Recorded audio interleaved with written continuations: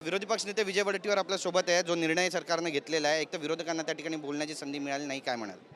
नाही, असं आहे की आम्ही सुरुवातीलाच पत्र दिलं. आम्हाला माहीत होतं हे ज्यावेळेस आम्ही बोलू त्यावेळेस हे सरकार नागडं होईल. सरकारला हे बिल आणून केवळ मराठा समाजाची निवडणुकीच्या तोंडावर मतं घ्यायचा हाच एवढाच एक त्यांचा इरादा होता किंवा त्यांची भूमिका होती. त्या पलीकडं मराठा समाजाला देण्याची भूमिका नव्हती. कारण 5 महिने जरांगे आंदोलन करत आहे. यांना जर त्या ठिकाणी सोडवायचा होता प्रश्न तर आम्ही यापूर्वीही विशेष अधिवेशनाची मागणी केली, पण ते केली गेली नाही, बोलवलं नाही. आणि आत्ता मात्र निवडणुकीच्या तोंडावर हे बिल आणून 10% आरक्षण देण्याचा निर्णय घेतला.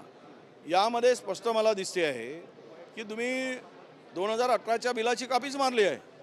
उलट त्यावेळेस 13% आरक्षण होतं, आता 10%वर आणलेलं आहे. या सगळ्या परिस्थितीचा विचार करता सर्वोच्च न्यायालयाने 2दा फेटाळलेलं आहे. तर ही अपेक्षा कशी ठेवायची हे टिकेल म्हणून? फक्त निवडणूक मारून न्यायच्या आणि दुसरीकडे ओबीसीना सांगायचं आम्ही तुमच्या आरक्षणाला धक्का लावला नाही, तुमचे पण मतं आम्हाला द्या. म्हणजे मराठाही द्या, ओबीसी द्या, आम्ही मजा मारू आणि तुमची दोघांची फसगत करत राहू. हा उद्देश या सरकारचा मला दिसतोय. पण जरांगे पाटील हे म्हणतात की आम्हाला ओबीसीतून आरक्षण पाहिजे, सगळे सोयऱ्यांबद्दल सरकारनं कुठलाही निर्णय घेतला नाही, आम्ही मुंबईत येऊ असं सुद्धा म्हणतायत. नाही, जरांगे पाटलांची भूमिका काय आहे, पण सर्व पक्षीय लोकांची भूमिका आहे की मराठा समाजाला देत असताना ओबीसीतून देऊ नये, ही भूमिका सर्व पक्षीय लोकांची आहे. मुख्यमंत्री म्हणतात की ओबीसीच्या आरक्षणाला धक्का लावला नाहीये, एक वेगळं आरक्षण दिलेलं आहे. त्याबद्दल आता तुमची भूमिका काय असणार आहे? कारण क्युरेटिव्ह पिटिशनचा देखील मुद्दा त्या ठिकाणी नाही, क्युरेटिव्ह पिटिशनचा विषयच राहिला नाही. कारण 2018चा जे काही कायदा होता तो लॉनेल वाईट झाला आहे. आता त्याचा काही राहिलाच नाही, महत्त्वच नाही झालं आहे. अशा परिस्थितीमध्ये क्युरेटिव्हला तर ज्यावेळेस हा कायदा संपत होता त्यावेळेस ती क्युरेटिव्ह संपते. आता नवीन कायदा आला, नवीन बिल आलं आणि ह्याला आता चॅलेंज होईल, करणारे करतील. हे टिकताय की नाही टिकताय, याला किती विरोध होतो, मराठा समाजाचं समाधान होतो का, त्यांना यातून काही मिळतं का, हा सगळा विषय मराठा समाज यावर निर्णय घेईल. नेते म्हणून, एक ओबीसीचे नेते म्हणून या निर्णयाकडे तुम्ही कसं बघता?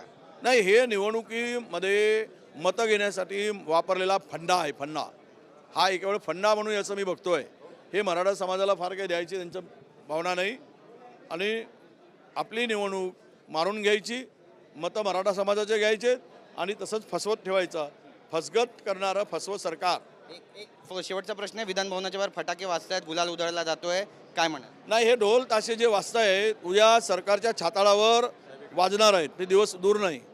ही जे ढोल ताशे वाजवून स्वतःचा पाठ थोपटून घेण्याचं काम की आम्ही मराठा समाजाला भरपूर दिलं आहे म्हणून स्वतः गुलाल उधळून घेऊन स्वतःच आनंद दाखवायचा, पण प्रत्यक्षात काही द्यायचं नाही. तर येणाऱ्या दिवसामध्ये यांना कसे वाजवतील आणि तो आवाज ढोल ताशापेक्षा जास्त असेल. धन्यवाद आमच्याशी बोलल्याबद्दल. Camera person Yogesh Guravsa, Girish Gaikwad, TV9 Marathi, Mumbai.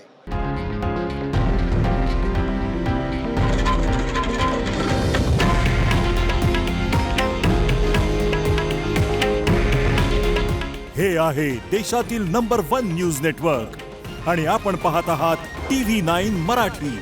काळजी तुमची, हित महाराष्ट्राचं.